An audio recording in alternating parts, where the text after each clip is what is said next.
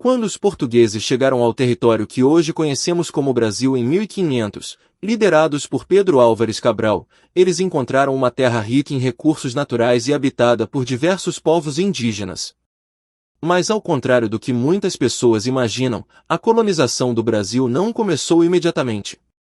Durante cerca de 30 anos após o descobrimento, Portugal praticamente não ocupou o território brasileiro de forma permanente.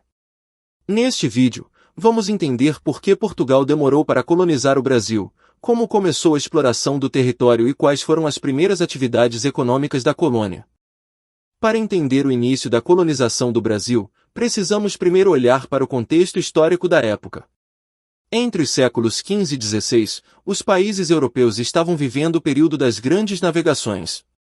Portugal era uma das grandes potências marítimas daquele momento. Os portugueses estavam explorando novas rotas marítimas em busca de riquezas, especiarias e novas terras para comércio. O principal objetivo de Portugal naquele período era chegar até as Índias, onde existia um comércio muito lucrativo de especiarias como pimenta, cravo e canela. Por isso, o Brasil inicialmente não era prioridade para os portugueses. Nos primeiros anos após a chegada dos portugueses, a principal atividade realizada no território brasileiro foi a exploração de uma árvore chamada pau-brasil. Essa árvore era muito valiosa porque dela era extraído um corante vermelho, usado na Europa para tingir tecidos. O nome de Brasil inclusive surgiu por causa dessa madeira. A extração do pau-brasil acontecia principalmente na região do litoral, onde a árvore era mais abundante. Os portugueses cortavam a madeira e a transportavam em navios para a Europa, onde era vendida por altos preços. Para realizar a extração do pau-brasil, os portugueses contaram com a ajuda dos povos indígenas. Essa relação econômica ficou conhecida como escambo. O escambo era um sistema de troca, onde não existia o uso de dinheiro.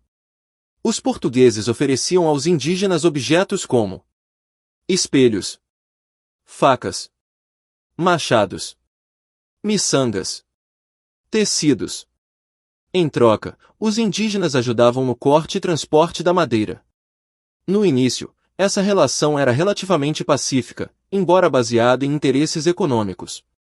Para facilitar a exploração do pau-brasil, os portugueses construíram estruturas chamadas feitorias ao longo do litoral.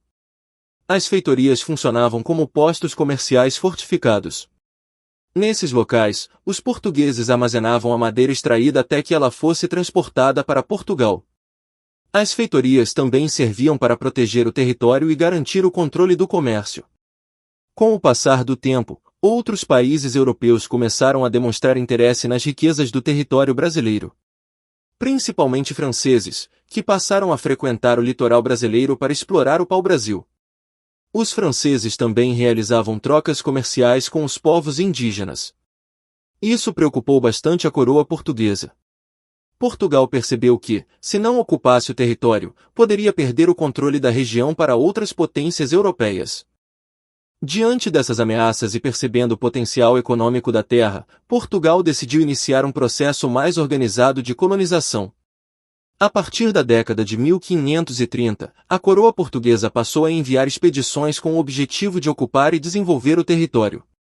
Foi nesse contexto que surgiram medidas importantes, como a criação das capitanias hereditárias, o início da agricultura colonial, a formação das primeiras vilas e cidades.